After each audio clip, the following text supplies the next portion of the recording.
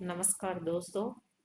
आगामी RPSC second grade exam के लिए हम साइकोलॉजी के बाल विकास से संबंधित प्रश्न देखेंगे आज। अपना पहला प्रश्न है, एक किशोर के बेहतर सामंजस्य के लिए प्रदान किए जाने वाले निर्देशन का पहला चरण उसका क्या होना चाहिए? समस्त सूचनाओं को एकत्र करना। बी ऑप्शन है समस्या के कारणों की पहचान करना। सी ऑप्शन है व्यक्तिगत निर्देश प्रदान करना। और ऑप्शन डी है उपचारात्मक उपायों की पहचान करना। तो क्या होगा अपना? एक किशोर के बेहतर सामंजस्य के लिए प्रदान किए जाने वाले निर्देश का पहला चरण क्या होगा अपना? अपना पहला चरण होगा ए ऑप्शन हो जाएगा, समस्त सूचनाओं को एकत्र करना। पहले क्या करना है अपने को? सभी सूचनाएं एक जगह इकट्ठी करनी है। प्रश्न 2 है, एरिक्सन के अनुसार पहचान बनाम पहचान भ्रांति प्राय देखी जाती है। पहचान बनाम पहचान भ्रांति ये किस में देखी जाती है? किस अवस्था में देखी जाती है? तो ये शेषवावस्था में, बचपन में, किशोरावस्था में या वयस्कावस्था में? तो ये कब देखी जाती है? किशोरावस्था में। नाम की ये सारी बच्चे में एक जिज्ञासा कब उत्पन्न होती है? किशोरावस्था में। प्रश्न 3 है अपना, कोहलबर्ग के नैतिक विकास के सिद्धांत के अनुसार किशोरावस्था का नैतिक विकास का स्तर अधिकांशतः कैसा होता है वो बताना आपको। पूर्व लौकिक नैतिकता का होता है, लौकिक नैतिकता का होता है या पश्चिम लौकिक नैतिकता का होता है या दंड एवं अनुपालन नैतिकता का होता है। तो क्या होगा इसमें अपना उत्तर? इसमें अपना होगा पश्चिम लौकिक नैतिकता का होता है। अब प्रश्न 4 है, समान क्रियाओं एवं विचारों का वह व्यवस्थित समूह है जिसका बार बार प्रयोग वातावरण के प्रति अनुक्रिया के लिए किया जाता है। क्या किया जाता है? वातावरण के प्रति अनुक्रिया के लिए किया जाता है। उसे क्या कहते हैं? स्कीमा कहते हैं, साम्य अवस्था कहते हैं या समजन कहते हैं या आत्मसात्करण कहते हैं? तो इसको क्या कहते हैं? इसको स्कीमा कहते हैं। क्या कहते हैं? स्कीमा कहते हैं। अब प्रश्न 5, किसी कार्य की वह उच्च सीमा जिस पर एक विद्यार्थी उस कार्य को स्वतंत्रता पूर्वक करता है कहलाता है। यानी किसी कार्य करने की वह सीमा जिसमें क्या करता है एक विद्यार्थी? कार्य को स्वतंत्रता पूर्वक यानी खुद से करता है, वह क्या कहलाता है? समयस्थ विकास का क्षेत्र, वास्तविक विकास का स्तर, संभावित विकास का स्तर या संज्ञानात्मक मानचित्र? तो ये क्या कहलाता है? वास्तविक विकास का स्तर। ऑप्शन बी अपना राइट हो जाएगा इसमें। प्रश्न 6 देखते हैं, किशोर वय आत्म केंद्रण में समाहित है।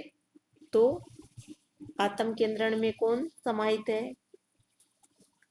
काल्पनिक दर्शक एवं केंद्रीयण। बी ऑप्शन है व्यक्तिगत मिथक एवं सर्वात्मवाद। सी ऑप्शन है काल्पनिक दर्शक एवं व्यक्तिगत मिथक। और डी ऑप्शन है केंद्रीयण एवं सर्वात्मवाद। तो क्या होगा इसका अपना उत्तर? इसका अपना उत्तर होगा ऑप्शन सी, काल्पनिक। क्या होगा? काल्पनिक दर्शक एवं व्यक्तिगत मिथक। प्रश्न 7 देखते हैं, संज्ञानात्मक विकास के सिद्धांत के अनुसार विकास के किस चरण में व्यक्ति संभावनाओं की कल्पना करने एवं परिकल्पनाओं के परीक्षण में सक्षम हो जाता है? क्या कि संज्ञानात्मक सिद्धांत के अनुसार विकास के कौन सा चरण है जिसमें व्यक्ति क्या करता है? कल्पना एवं परिकल्पनाओं के परीक्षण में क्या हो जाता है?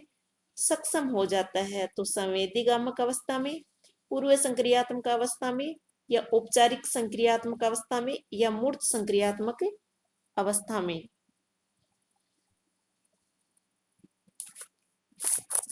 तो किसमें होता है?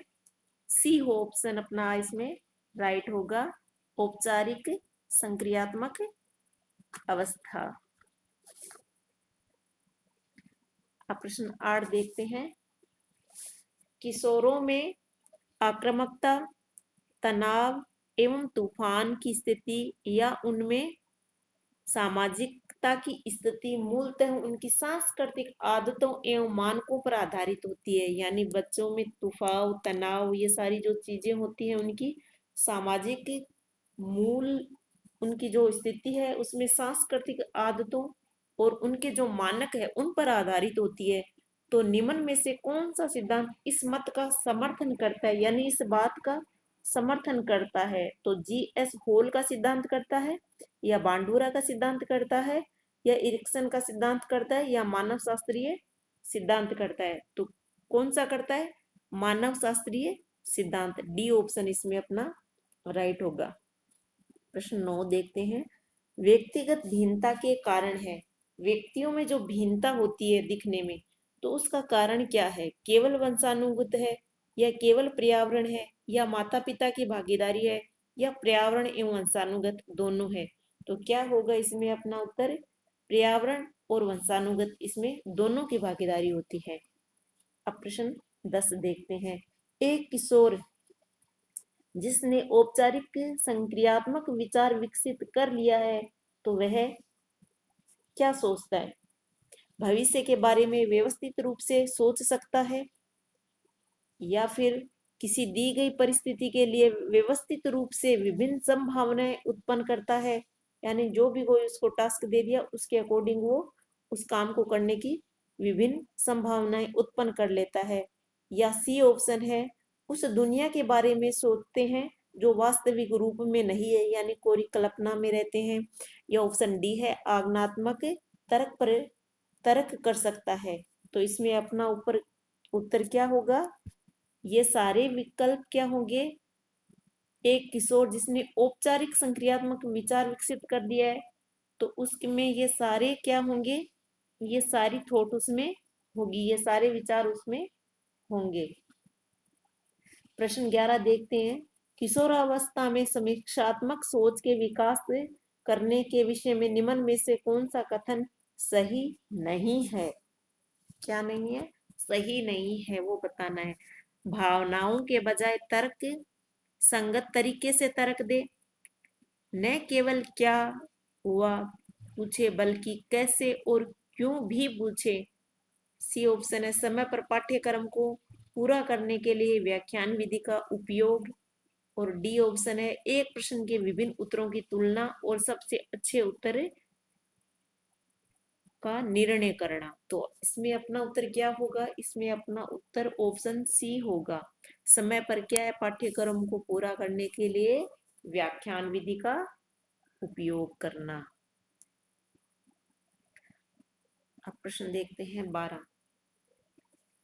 मानसिक स्वास्थ्य के संदर्भ में से कौन सा कथन सही नहीं है?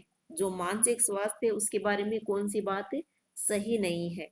यह एक गतिशील संकल्पना नहीं है, इससे शारीरिक स्वास्थ्य के बिना प्राप्त नहीं किया जा सकता है। मानसिक स्वास्थ्य एवं सामाजिक योग्यता समान नहीं होती है, समान नहीं है। जो मानसिक स्वास्थ्य है और सामाजिक योग्यता है वो समान नहीं है। और ऑप्शन डी है, मानसिक स्वास्थ्य एवं दक्षता समान रहती है। तो क्या होता है? मानसिक स्वास्थ्य के संदर्भ में कौन सा कथन सही नहीं है? यह एक गतिशील संकल्पना नहीं है। तो ये क्या है? मानसिक स्वास्थ्य क्या होता है? गतिशील संकल्पना होता है। तो इसमें अपना ऑप्शन क्या हो जाएगा? ए होगा। ठीक है, ये बात इसमें सही नहीं है, बाकी सब सही है। अब प्रश्न नंबर 13 देखते हैं। ठोस वस्तुओं पर आधारित मानसिक संक्रिया के परिणाम स्वरूप समस्या समाधान पियाजे के संज्ञानात्मक विकास की कौन सी अवस्था को प्रदर्शित करता है? तो कौन सी अवस्था को प्रदर्शित करता है? संवेदी पेशी अवस्था को, प्राक संक्रियात्मक अवस्था को, मूर्त संक्रियात्मक अवस्था को, या फिर औपचारिक संक्रियात्मक अवस्था को? तो किसको पेश करता है ये? मूर्त संक्रियात्मक। सी ऑप्शन इसमें राइट होगा।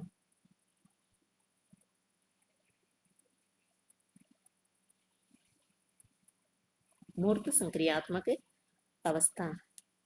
अब प्रश्न 14 देखते हैं। पियाजे के अनुसार औपचारिक संक्रिया की अवस्था है, जो औपचारिक संक्रिया है उसकी अवस्था बतानी है 12 वर्ष से वयस्क अवस्था तक, 11 वर्ष से वयस्क अवस्था तक, 13 वर्ष से वयस्क अवस्था तक, या फिर 14 वर्ष से वयस्क अवस्था तक। तो इसमें अपना उत्तर क्या हो जाएगा? 12 वर्ष से वयस्क अवस्था तक।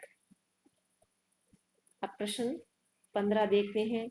किशोर के मानसिक स्वास्थ्य को उत्तम बनाने में निम्न में से किसकी भूमिका अहम होती है? तो शिक्षक की होती है, या पाठ्यचर्या की होती है, या विद्यालय के अनुशासन की होती है, या सभी की होती है?